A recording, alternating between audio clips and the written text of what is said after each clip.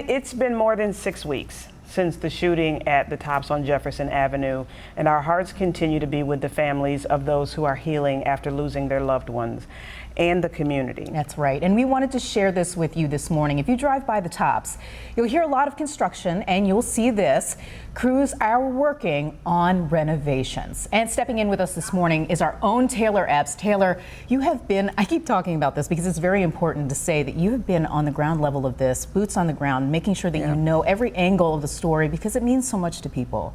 So tell us, what is the latest on Tops? So I haven't actually been there in a while. It's been a couple weeks, I think since the month anniversary. So now we're 6 weeks out. I was back this morning to talk about some of the efforts to kind of heal the community. So I think it's kind of dual, you know, there's both sides of it. There's the physical healing, right? They're trying to repair and make major renovations and transform that building. And there's a lot of things going on in the community to try to help people heal. There's an event going on tonight, Jokes for Folks, trying to get people to laugh and enjoy. Cedric the Entertainer is going to be here in Buffalo. At Shea's performing for people. And then there's also, you know, opportunities like supporting communities. And there's the toy gun give back kind of situation they're doing right across the street. So there's a lot going on there still, and it's important that we continue to talk about it. Counseling, have you heard about that? Are they still ongoing counseling? Ongoing counseling, and there's so many resources. If you're not going to the Frankie Merriweather Library that's around there, you can really just give a call. The Tops employees are still getting a lot of help there. I know there's so much help at Johnny B. Wiley and the you know, Best Self. There's so many groups that are providing this help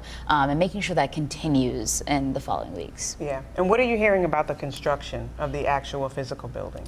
There's an urgency to this, right? I mean, it took 20 years to get this grocery store there. It's not an overnight thing to build a grocery store, but it seems like they really want to get this done as quickly as possible so we have more resources for the community as far as, you know, having things to eat. It's been on the community really to support each other with food. You know, people came from Rochester over the weekend to bring in groceries. So it really is imperative, I think, for Tops and for this community to get this done. The goal is by the end of July. So they were out there this morning, I think it was 5:30. I was live talking about, you know, Jokes for our folks, and then you hear, you know, the construction, the hammering going on because they're getting hard at work making sure that's done as soon as possible. Well, you know what, Taylor, I will have to say that here on AM Buffalo, you definitely are our source whenever we want to know how things are going out there, because it is important for us to keep checking in, right? I mean, for you yourself, you know this has been very important to you, right? Oh, it's been huge. I mean, everyone's life changed that day, right? Everyone here in Buffalo, in the Western New York community, even around the world, you know, we've been talking about gun legislation, and we've been talking about boots on the ground here in Buffalo. What can we do to heal this community?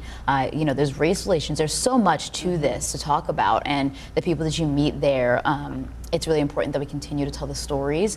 There was, you know, 2 different people today still going to pay their respects. You know, it's 6 weeks later. We really don't want to forget about what happened there, and everybody can play a role in moving forward and helping us all heal.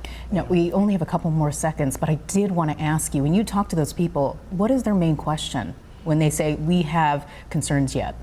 They want to see something done. You know, they want to make sure that this never happens again, and obviously it's happened again since then. So I think they want to see real meaningful change, and I think they're happy to see the gun legislation passed by the president really quickly, but it doesn't stop there, you know what I mean? It's something that's going to continue these conversations. They want to be in these conversations, have a seat at the table.